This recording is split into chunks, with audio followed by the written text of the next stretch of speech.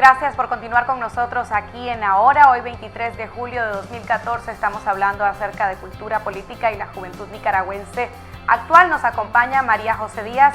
Ella tiene un máster en antropología y trabaja una tesis justamente relacionada al tema generación postrevolucionaria entre la memoria y el poder simbólico. Antes de continuar conversando con nuestra invitada, vamos a pasar de inmediato con nuestro segmento Así lo han dicho. Vemos primero una frase de Elvira Cuadra, socióloga nicaragüense, que dice lo siguiente: que no les importa la política, dicen. Total, los adultos piensan que son indiferentes y apáticos, y a lo mejor es cierto. No quieren cambiar el mundo ni ser héroes como en las historias de un tiempo pasado que cuentan sus padres. ¿Quiénes son estos jóvenes? Los muchachos que hemos criado, los de después del gran sueño de la revolución y la pesadilla de la guerra. Este es un planteamiento. También vamos a ver el planteamiento de la excombatiente sandinista Mónica Baltodano a continuación. Ahora prevalece muchísimo más las ideas egoístas, el mío, mi triunfo personal, cómo hacer para escalar y aplastar al otro. Entonces son tiempos difíciles para toda la humanidad. Y en Nicaragua no ocurre distinto. Entonces esta juventud está siendo víctima de un mensaje unilateral en donde el gobierno, que dicho sea de paso, controla la mayor parte de los medios de comunicación, actúa de una manera esquizofrénica. Por un lado, tiene un discurso que dice que es revolucionario, que levanta la figura del Che, que levanta la figura de Sandino, menos tal vez la de Carlos Fonseca y los caídos más recientemente, pero se montan, digamos, sobre las figuras históricas revolucionarias y dicen que son revolucionarios y dicen que son antiimperialistas, pero en la práctica hacen todo lo contrario, ¿verdad? O sea, influyen en el establecimiento y consolidación de un régimen que era la antítesis de lo que quería hacer Sandino y lo que quería hacer el Che Guevara y lo que querían construir quienes dieron su vida por un cambio en Nicaragua. Entonces, esa disociación es la que le transmiten a los jóvenes.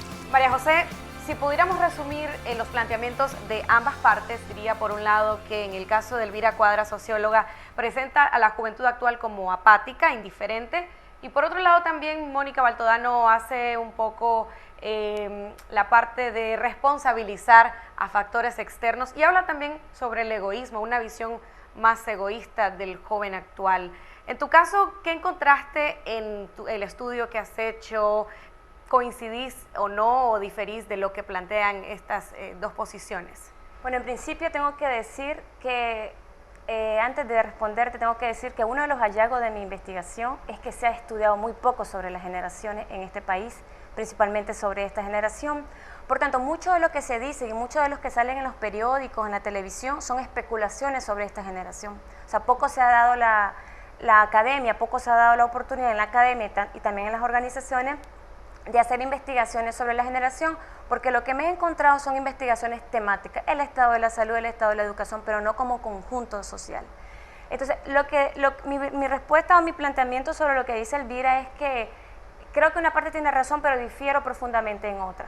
En principio porque yo creo que la generación en la que yo me encuentro, que es la posrevolucionaria, los que nacimos después de la guerra, sí tenemos secuelas graves sobre la guerra. Ese es uno de los hallazgos fundamentales que nosotros tenemos. Es decir, muchas de nuestras familias que fueron a la guerra, de cualquiera de los bandos, no hablan sobre la guerra, porque hablar de la guerra es hablar de dolor, es hablar de pérdidas, es hablar de abusos sexuales cometidos contra mujeres.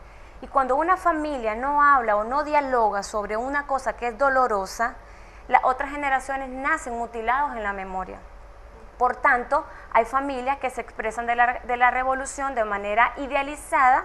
Lo mejor que le pasó a este país fue la revolución, pero también hay el otro extremo. Lo peor que le pasó a este país es la revolución, pero no hay narrativas alrededor, no hay argumentos alrededor de este posicionamiento.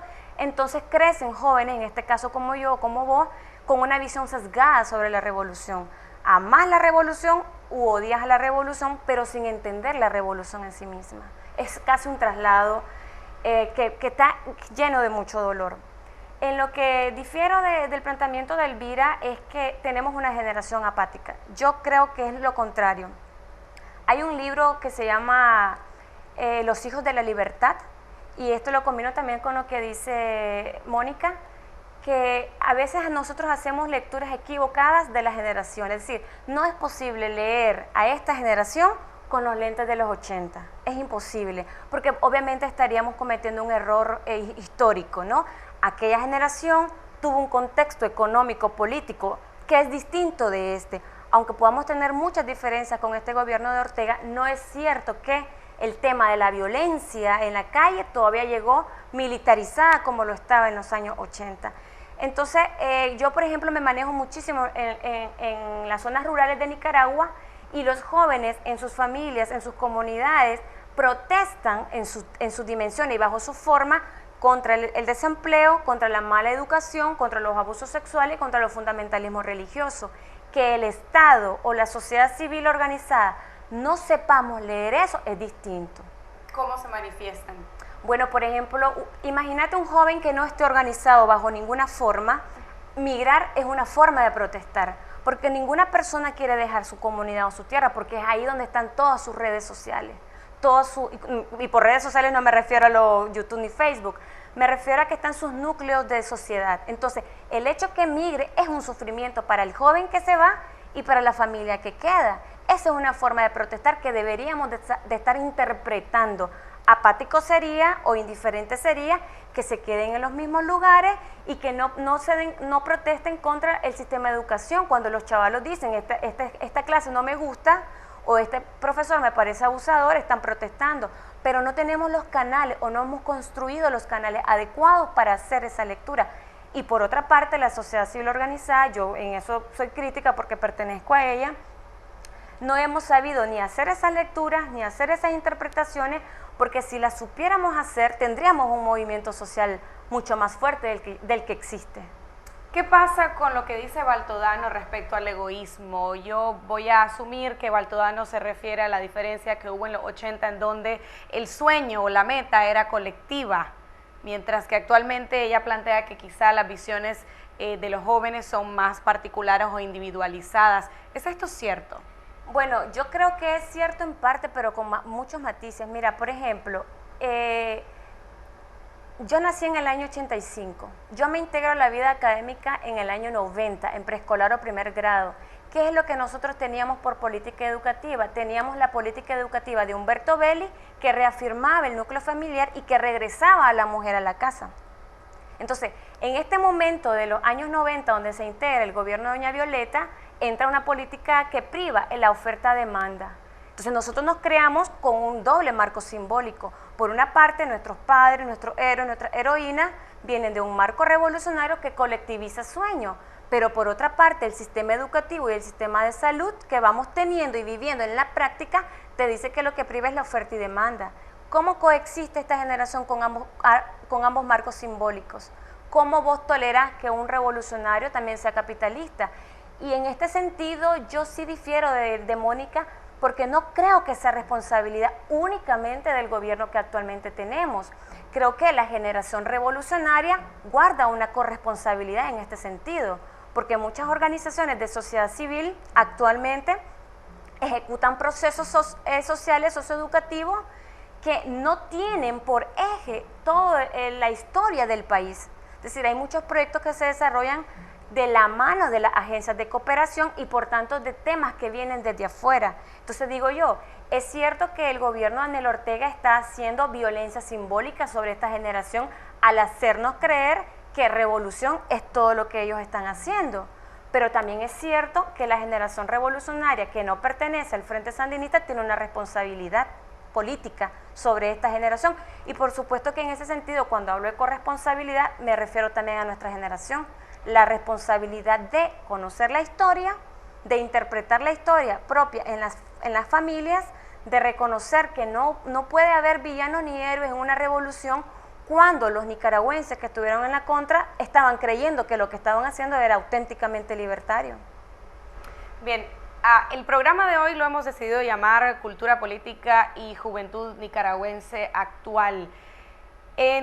A veces se malentiende el concepto de política y precisamente ya lo tocabas un poco, hay diferentes maneras de expresarse dentro de la sociedad. Los jóvenes tienen diferentes maneras, pero por lo general la gente asocia política a una asociación partidaria o a salir a las calles como lo hicieron estos jóvenes en 1959 o como pasó también durante todo el proceso revolucionario antes de la caída de la dictadura de Somoza. ¿Qué pasa con esta juventud? Porque la gente, y principalmente los adultos, se preguntan por qué precisamente no vemos una participación masiva de jóvenes en las marchas, no vemos que la juventud esté dentro de los partidos políticos funcionando de una manera activa y tomando decisiones, a excepción de casos tal vez Juventud Sandinista, aunque alguna gente podría decir que igual están siendo tal vez sujetos de algún tipo de manipulación, pero ¿hay alguna participación auténtica de la juventud dentro de la política, visto de la manera más correcta el concepto como tal de política? Yo creo que sí. Definitivamente la mayoría de los movimientos sociales, o llamémosle grupos de sociedad civil, la mayoría están llenos de gente joven. O sea, no es cierto que en las marchas solamente vamos a encontrar mayoritariamente a personas adultas. Yo creo que es lo contrario. Quienes están convocando son personas adultas, pero quienes están haciendo los procesos de transformación en los municipios están llenos de experiencias juveniles. Son los jóvenes los que han venido a complejizar muchas agendas de la sociedad civil también. Distinto es el caso de los partidos políticos porque es un núcleo donde la democracia no se debate, donde la democracia se ve solamente como una política estatal, pero no como una política interna. Llevar ese debate es ético, y los jóvenes, hombres y mujeres que llegan a dar ese debate dentro de los partidos políticos, fácilmente son sacados de la competencia. No pasa así en la sociedad civil, de forma en que hay organizaciones que están siendo lideradas directamente por jóvenes. No quiero decir que las culturas políticas son distintas, quiero decir que el liderazgo son diferentes las lecturas. Vamos a hacer una pausa, María José, pero ya regresamos. Me gustaría que también profundizaras un poco los hallazgos encontrados en tu estudio. Ya regresamos, no se muevan, estamos aquí a través de www.laprensa.com.ni en Ahora.